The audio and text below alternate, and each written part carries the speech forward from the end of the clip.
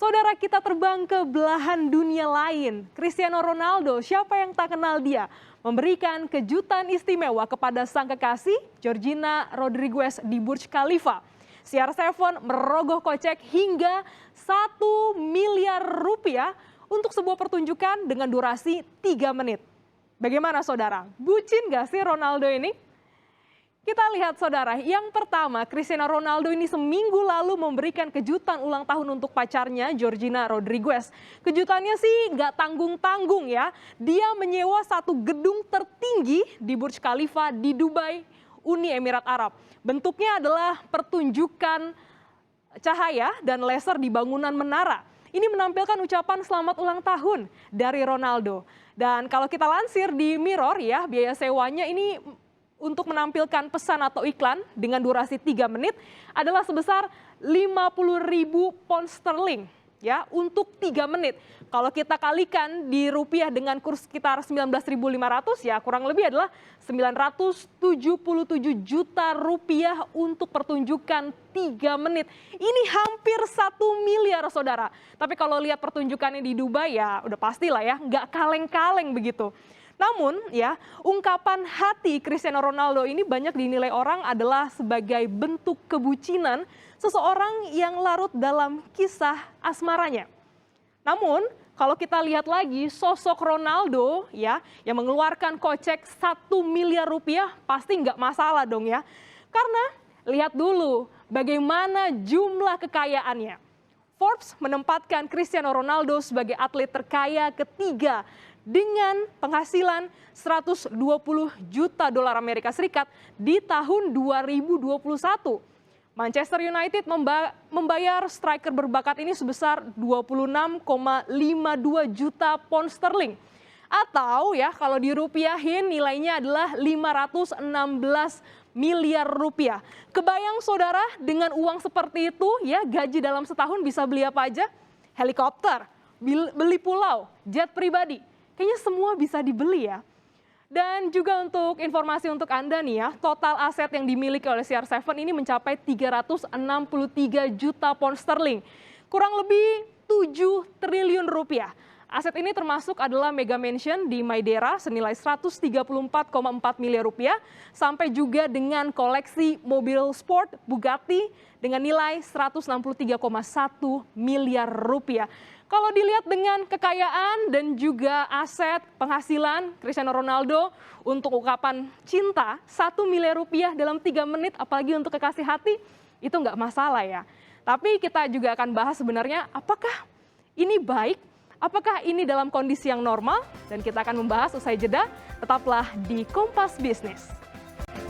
Saudara, sebelumnya kita bahas tentang kebucinan seorang Cristiano Ronaldo yang mengeluarkan uang 1 miliar rupiah untuk ungkapan cintanya. Nah, dalam konteks percintaan sebenarnya tidak masalah nih menjadi seorang bucin seperti Cristiano Ronaldo dong ya. Kan dia punya budget, asal tidak mengganggu atau menjadi benalu keuangan. Istilah sekarang seperti toxic financial ship. Tapi di Jumat Bermanfaat ini kita sudah bersama dengan psikolog konsumen Irfan Agia untuk membahas terkait dengan kebucinan ini dari sisi keuangan. Selamat pagi Mas Agia, ini lagi ramai nih Ronaldo ya. Boleh bucin asal bukan benalu keuangan atau toxic financial ship. Tapi spending dating yang ideal atau yang masih sehat itu seperti apa nih Mas? Ya, jadi pada intinya segala bentuk pengeluaran ya, termasuk untuk kebutuhan dating tadi, itu adalah yang bisa kita kontrol atau tidak mengganggu kebutuhan utama kita. Nah, spending ini akan menjadi tidak sehat ketika salah satu pihak harus melakukan aktivitas keuangan itu secara terpaksa dan di luar batas kemampuan mereka. Dan juga sebaliknya, ada kasus di mana seseorang itu nggak melakukan secara terpaksa, tapi dia merasa senang gitu ya, memberikan sesuatu pada pasangannya secara berlebihan. Nah, tapi mereka tidak menyadari bahwa itu hal yang berbahaya. Nah, ini kaitannya sama yang tadi disebut ya, dengan istilah bucin tadi. Atau secara keilmuan psikologi itu kaitannya dengan ketagihan rasa cinta gitu ya. Jadi memang tidak selalu perilaku bucin ini buruk ya selama dalam batas normal. Tapi jadi bahaya ketika pengalaman dan pengeluaran ini tuh jadi dirasionalisasi dan dinormalisasi gitu ya atas nama cinta karena ingin terus menyenangkan pasangannya. Semua atas nama cinta, keuangan sampai terlupa begitu ya Mas. Tapi ini Betul. kan kalau bicara dalam hubungan ada pria, ada wanita begitu Mas. Siapa sih yang paling mudah begitu ya mengalami toxic financial Apakah perempuan atau pria dan bagaimana dampaknya untuk kedua pihak ini?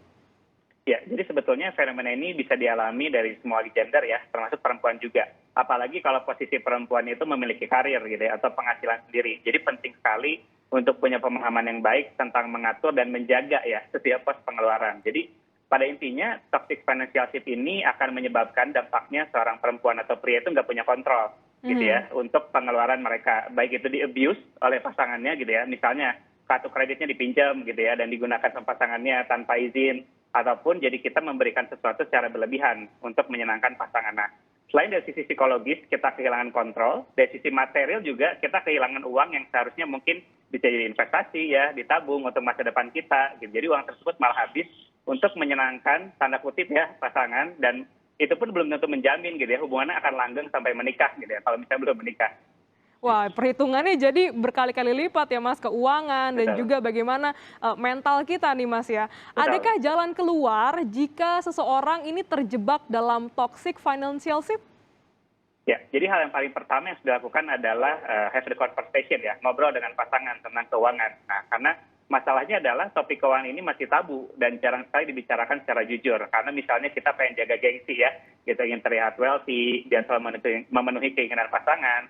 Padahal sebetulnya mungkin pasangan nggak begitu butuh ya barang-barang berlebihan gitu. Nah, kita bisa cara pertama adalah sharing gitu ya, goals kita apa gitu. Contohnya misalnya goal saya pengen S2 dalam 2 tahun, jadi ada limitasi gitu ya. Jadi pasangan itu tahu apa yang harus kita jaga ya dan kita limit dan sisihkan. Nah, kalau misalnya setelah kita sharing goals kita, limitasi kita, mereka masih demanding gitu ya, itu bisa diindikasi ya untuk menilai pasangan kita suportif atau tidak.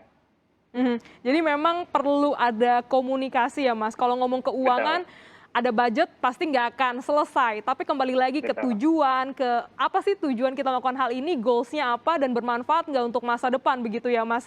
Wah ini betul. jadi insight yang menarik ya. Atau jangan-jangan nih saudara kita terjebak dalam sebuah hubungan yang toksik dalam keuangan. Nah, ini bisa menjadi perenungan kita di Jumat bermanfaat ini. Terima kasih Mas Irfan Agia telah bergabung di Kompas Bisnis pada pagi hari ini.